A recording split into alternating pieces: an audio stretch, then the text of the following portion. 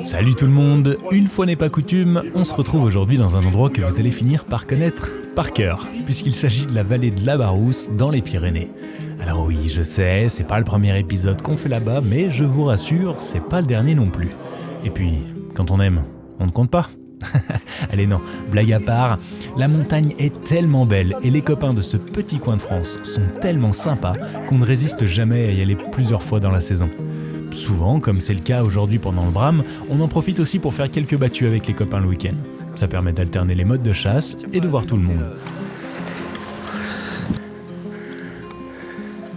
Un de nous est parti se poster avec Yvan, qu'on avait déjà accompagné lors d'une approche au cerf dans ces mêmes montagnes. Alors Yvan, à la base, c'est un passionné de battues au sanglier, qu'il est habitué à chasser dans d'immenses et magnifiques forêts, mais souvent à plat. Alors là, on peut dire que ça va le changer un peu. Il y a sanglier et grande patte, les deux meilleurs qui vont comme ça là. Vite. De l'autre côté, les copains continuent de grimper pour se poster. Et oui, c'est ça la chasse en montagne. Et c'est bien différent des battues par chez nous. Là non seulement on marche, mais il n'est pas rare de mettre 1 heure ou plus pour aller se poster. Bref, arrivé au poste, notre pote Jean-Marc s'équipe. Merkel et RX Helix en 3006, lunettes Leica Fortis 1624. En somme, tout pour bien faire. On espère juste que les animaux seront présents aujourd'hui. Ah oui, et je vous ai pas parlé du plan de chasse. Alors ces belles montagnes accueillent bien évidemment des cervidés, mais pas que. Beaucoup de sangliers sont également présents, et comme partout, il faut les réguler. Non, alors je vous promets que c'est le même jour et la même battue, hein. Parce que la neige, c'est simplement parce qu'après 1h30 de marche, Damien et moi, on est enfin arrivés à notre poste très en altitude. Mais notre petite balade porte très vite ses fruits car les premiers cervidés ne tardent pas à pointer le bout de leur museau. Les animaux sont encore loin, alors on les laisse approcher doucement.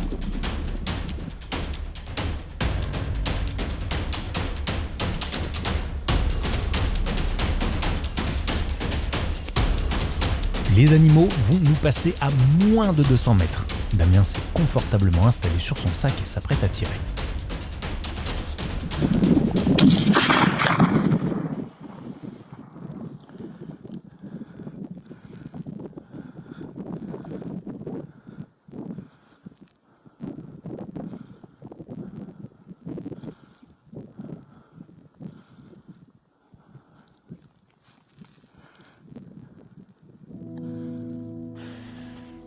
La biche est bien touchée, car l'avantage de la neige, c'est que le sang est facile à repérer. Mais après avoir parcouru près d'1 kilomètre, on perd sa trace dans une barre rocheuse. Impossible de la suivre sans risquer de se rompre le cou. Et sur la vidéo, au ralenti, et même en faisant un arrêt sur image, on peut voir que la balle a traversé un morceau de chair. Oui, si, ça je vous assure, c'est bien la balle. Du côté de Jean-Marc, c'est le calme plat, et la battue touche à sa fin. Bon, il faut quand même que je vous dise, les battues en montagne c'est joli, mais c'est pas tous les jours Byzance, vous vous en doutez. Surtout sur des tracts comme ça qui font souvent plusieurs centaines d'hectares. Mais qui se fout là toi? T'es perdu? T'es perdu? Tu veux caler les promeneurs? Et vous, qu'est-ce que vous faites là? On est venu te voir, on te cherche depuis une semaine, on te cherche. Ça va? Ça va toi? Ouais, ça va. Bonjour. Depuis une semaine, on te cherche, on ne trouve pas. Je te donne la grotte. Ah, et voilà notre star nationale qui, après une matinée de track, va probablement avoir encore tout un tas d'histoires à nous raconter. Alors, on vient de finir la track dans la vallée de la Barousse. Et avec Oslo, on en déduit que ça monte quand même beaucoup. Là, on a fait une track de 3 heures, on a bien mal aux jambes. On a attaqué là, du bas d'une piste pour arriver drôlement haut. On a mal aux jambes. On a eu la chance, on a vu pas mal d'animaux. On a vu 2 fois biche et faon. Oslo, il a dû faire quoi, 3-4 chasses. Une fois, il avait un super joli cerf devant. Le cerf, de temps en temps, qui s'est dit, je ne dois pas craindre grand-chose avec le chien, s'arrêtait pour l'attendre, repartait après. Et puis ensuite, on a vu une biche là, qui était chassée par tous les chiens. Donc, donc je l'ai tiré. Et voilà. Hein, mon chien? Et c'est bien la Barousse. Hein. Ouh, c'est bien les bibiches. Bon, Damien et moi, on ne sait pas que c'est tonton qui a tué cette biche. Alors on veut lui faire croire que c'est celle de Damien que l'on n'a pas retrouvée. Y a pas de biche? Il y en a une morte là-bas. Puis tu veux faire quoi? Il va la prendre en vidéo. Junior, il a dit, il va faire un petit montage terrible. Tac, voilà. Puis celui qui a tué la biche, il va dire quoi? Du coup, ça marche plus. Celui qui a tué la biche, il va dire quoi? Pourquoi? Celui qui a tué la biche, il va dire quoi? Qu'on dise que c'est toi qui l'as tué la biche? Qui a tué la biche? J'en sais rien, moi. C'était un mec qui traquait, là, qui avait un chien de feu, là, qui a levé toutes les biches du secteur, qui a levé les cerfs, qui a tout levé. Franchement, jamais vu ça. 20 ans de carrière, jamais vu ça. Et le mec, il t'a placardé la biche, là, devant son chien, là. Bam. C'est toi qui as tiré la biche? T'as quand même le cul bordé de nuit des fois. J'adore la chasse pour ces moments. Tiens, vas-y, fais un zoom là, fais un zoom sur le visage, tu vois. Quand tu crois que tu as des copains, tu vois qu'il est super content que j'ai tué une biche aujourd'hui. Hein, ça te fait super plaisir, ça se lit sur ton visage. Hein. Un moment après, je suis avec mon Bartol qui est là, en contrebas, là, en appui, en soutien, si jamais ça se passe mal. Il y a la chasse au-dessus de nous, là. Là, je vois Bartol, il est comme ça. Il se dit, oh, ça doit être un fan, ça doit être un fan, il fait comme ça. Alors moi, je fais, calme-toi, chut, calme-toi.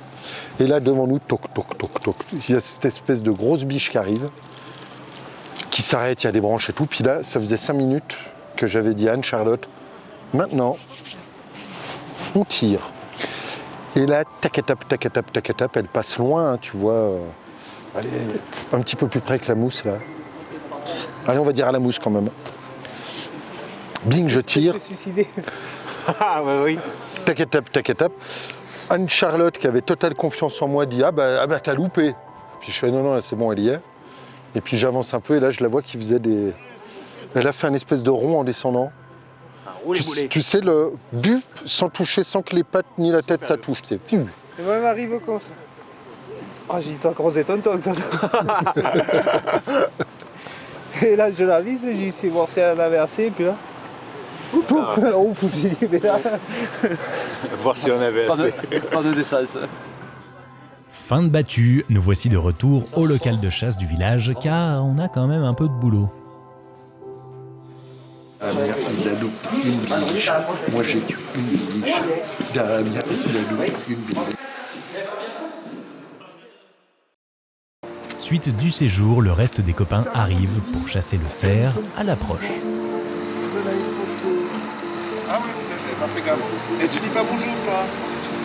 Oh, t'inquiète pas, il va pas te manquer à la fin de la semaine. Allez, toi, quoi?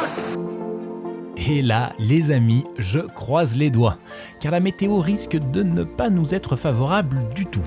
Ils annoncent beaucoup de pluie, ce qui peut être en plus synonyme de brouillard en montagne. Et autant les averses on peut faire avec, autant chasser le cerf dans la brume, on peut oublier. Et pour rien simplifier, on décide d'aller passer la nuit en cabane de berger. Ouais, on est comme ça nous, on aime bien se compliquer la tâche et se lancer des défis. Qu'est-ce que vous voulez, on se refait pas. En tout cas, ça brame, et les cerfs sont bien là. On arrive à notre petit campement de fortune pour la nuit. Alors vous savez, dans ces conditions, rien nous suffit, tellement l'aventure est belle. Et puis franchement, se retrouver au milieu de ces paysages à couper le souffle, c'est toujours un moment unique. Ce soir, à coup sûr, nous nous endormirons au bruit des cerfs qui brament. Et peut-être des copains qui ronflent. Enfin, on verra bien. Ce matin, avec la pluie et le brouillard, on n'a pas attaqué la chasse de bonne heure. La bonne humeur, elle par contre, est bien présente. Damien nous emmène sur un secteur qu'il connaît. Sur un magnifique versant de montagne, tout un rebord surplombe une grande combe. Et il n'est pas rare que les cerfs brament dans ce coin. Alors on va vérifier, et bingo, un joli cerf est entouré de ses biches. Petit bémol, la végétation est tellement dense qu'il va falloir être patient et trouver un bon axe pour tirer.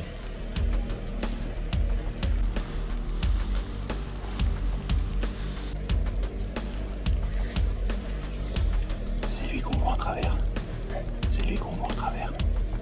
Ah non, c'est le biche. Il arrive.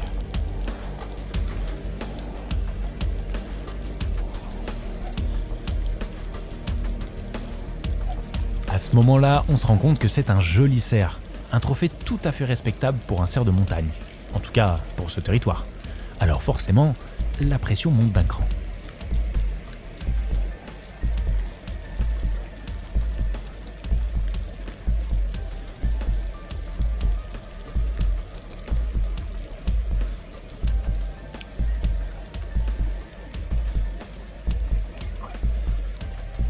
Quand tu veux. C'est Et au moment où tout le monde donne son feu vert, l'animal se décale et part après une biche, probablement avec une idée derrière la tête. Et nous, eh ben, on doit encore attendre.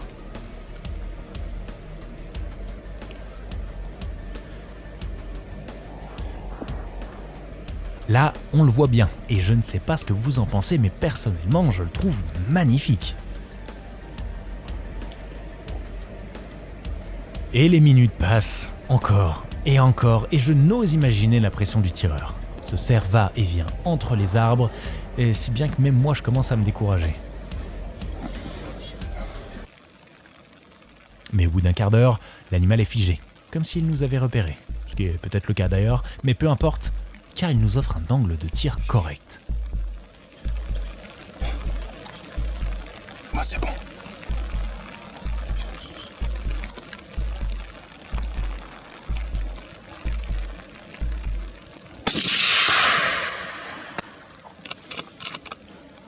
Le tir est parfait et sèche l'animal sur place qui chute alors à toute vitesse. Un tir pas évident car tirer du dessus et de 3/4 avant. Merci. Tu sais qu'il n'est pas si évident que ça à tirer. Hein. Non, mais je Tu vois un peu de face, un peu... Et j'arrivais pas à le compter parce que j'avais peur qu'il soit 9. Mais par contre, je l'ai pas compté du tout. Hein. Et je crois qu'il est 10, 11, mais... Et c'est pas évident, avec les jumelles là, t'as plein de buées, t'as... Je pense qu'il est ça, il est 10. En fait, t'as vu? Je crois que c'est la première fois. T'as vu comme je suis calme? C'est vrai. J'ai pas le cœur qui... Non, c'est vrai. C'est... Mais c'est pas évident parce qu'en je fait suis on est content. sorti un petit peu trop haut. Tandis que là tu arrives et c'est vraiment sale quoi. C'est le problème qu'on avait avec le Ben, parce qu'avec le Ben on était sorti vraiment haut. Ouais. Et du coup après c'est de suite c'est du 30-40 mètres. Et du coup t'as fait un jeu de tir. Ah, je sais pas combien il y a. 30, 140. Eh ben je suis content mon Damien. Ah bah c'est cool. Bravo. Ah, alors là on peut faire les malins, hein. Mais maintenant le plus dur reste à faire, car il faut rejoindre l'animal et le redescendre au village. Alors je ne sais pas si on s'en rend vraiment compte, mais l'affaire est sacrément pointue, et combinée à l'herbe mouillée, c'est une vraie patinoire. Merci mon Damien. Ah c'est cool. Lorsqu'on arrive à deviner plus ou moins par rapport à l'âge, tu vois, ça va être le pivot, la hauteur du pivot. Si tu veux, le pivot c'est l'os qui est du massacre, du cerf jusqu'au meule des bois. Et plus ce pivot est bas, et plus vieux le cerf sera quoi. Et pour toi, c'est un cerf à quel âge? Après c'est très dur à déterminer de toute façon, même en voyant ça. Ouais. Désolé les gars, mais là je vais ranger la caméra pour aider nos deux gaillards à débarder ce superbe cerf et éviter de me casser la binette.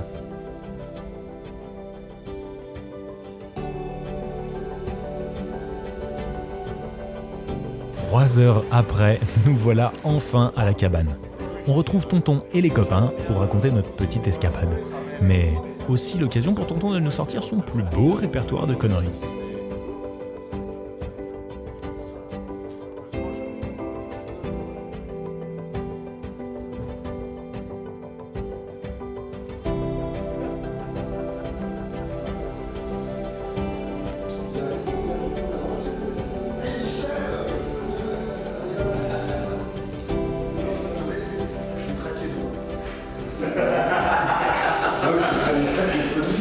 Je vais te faire une traîne de foufou. Par contre, tu crois, non, putain, l'autre, il faut que j'en ai vite. Là, je t'ai vu ton tirer, je me suis dit à collier récemment aussi. Mais moi, j'en ai plein les bottes et j'ai hâte d'aller me coucher, car la journée de demain s'annonce vraiment rude. Le rendez-vous est fixé tôt ce matin pour cette deuxième battue du séjour, et oui, car si on veut pas terminer trop tard entre le fait d'aller se poster puis de débarder les animaux, eh ben, mieux vaut commencer tôt.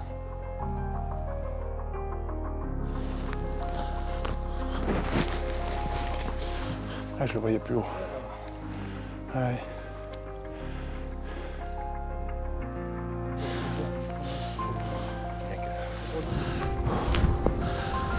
Même si on n'est pas acteur, on peut être spectateur si ça passe beaucoup plus haut.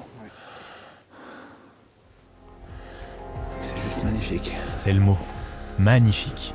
Chasser dans d'aussi grands espaces, avec de telles vues, est un vrai privilège et je vous assure qu'on en a bien conscience. Jean-Marc est encore plus haut et franchement à ce niveau-là, c'est plus des courants d'air qu'il y a, mais carrément le blizzard. Alors ouais, je parlais de privilège, mais c'est quand même un privilège qui se mérite. Il faut mine de rien avoir une condition physique correcte, être bien préparé et équipé, autant contre le froid que pour la montagne. Et ici, vous pouvez oublier vos bottes en caoutchouc, qui seront systématiquement signe de chute et potentiellement d'accident.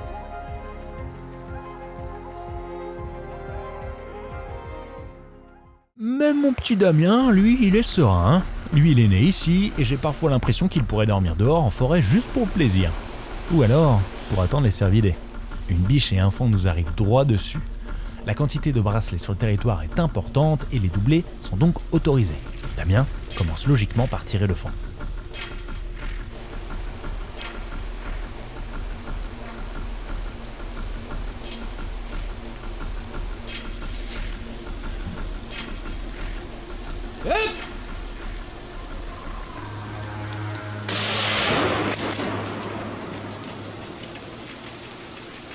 Le faon est cloué sur place, Damien décide donc de tenter le doublé.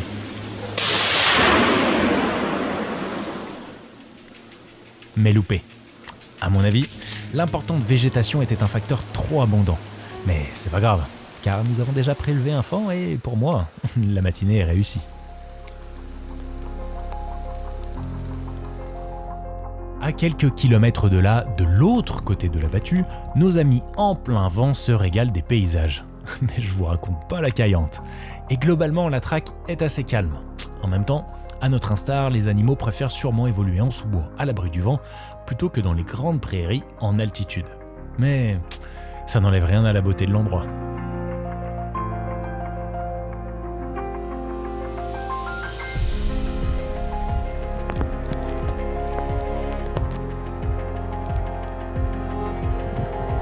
Après 3 heures dehors, le mauvais temps aura eu raison de nous. Et rien d'autre ne sera vu ce jour, hormis un sanglier. Ce qui en soi est plutôt une bonne nouvelle pour l'apéro. Et c'est surtout l'occasion pour tonton Juju de nous démontrer encore une fois ses talents de cuistot. C'est le foie du sanglier, les rognons du sanglier qu'on a tué ce matin, qu'on a attrapé ce matin, avec un peu d'ail, un peu de persil, un petit peu de vin rouge, et là je vais rajouter un petit peu de moutarde. Et en apéro, ça va être fabuleux. Ça a l'air bien bon. Moi, si je devais vous donner une recette, ça serait celle du bonheur. Une matinée de chasse, des copains, une poêlée de foie, une bière, et vous serez déjà pas mal.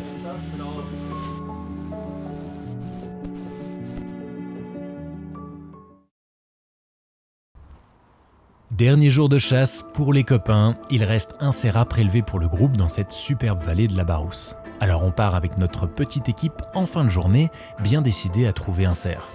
Cette fois-ci, on part du bord du village. Il a fait tellement mauvais en altitude qu'on ne sait pas trop à quoi s'attendre au niveau de la neige. Alors on prend pas de risque. Ici, globalement, on chasse les pelouses et les sous-bois, ce qui ne rend pas vraiment la chasse facile, bien au contraire. Les animaux sont sur le qui-vive car ils sont plus habitués à la présence de l'homme et surtout, on peut tomber dessus à n'importe quel moment. La prudence et le silence sont donc obligatoires. Cette fois-ci, c'est bien le cerf qui nous approche et non l'inverse. Il y a fort à parier qu'il pense qu'on est l'un de ses adversaires prêt à en découdre. Mais au milieu de toute cette végétation, avoir un tir dégagé est très compliqué, voire impossible.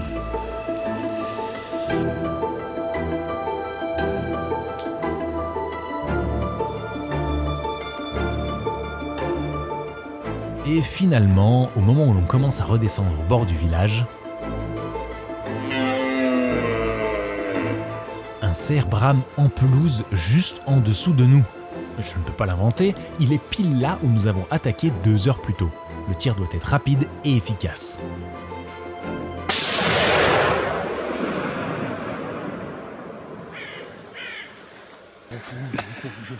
Et c'est chose faite. Le tireur n'a pas tremblé et la balle laisse l'animal sur place. C'est un joli tir, pas évident du fait de la position de l'animal. Mais c'est aussi ça la chasse. Il faut savoir prendre sa chance quand l'occasion se présente. J'ai le piqué, putain. Je te prends pas le piqué surtout. Parce que ça passait juste au-dessus du piqué. Non, pour le il est trop beau, ça c'est sûr.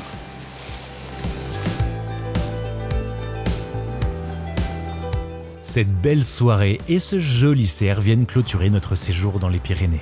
Un séjour encore une fois rempli d'aventures et de frissons. De froid, j'entends, hein, bien sûr.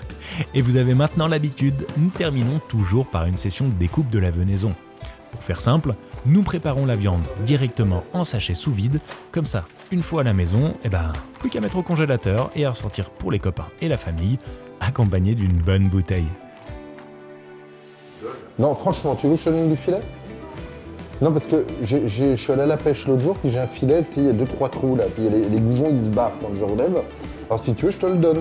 J'espère que l'épisode vous aura plu et moi je vous dis à la semaine prochaine pour une nouvelle expédition nature. Les amis, avant de partir, n'oubliez pas de vous abonner à la chaîne, de liker la vidéo et de la partager à vos amis si elle vous a plu. Ça nous aide beaucoup et ça nous permet de continuer à créer de nouveaux reportages. À très vite!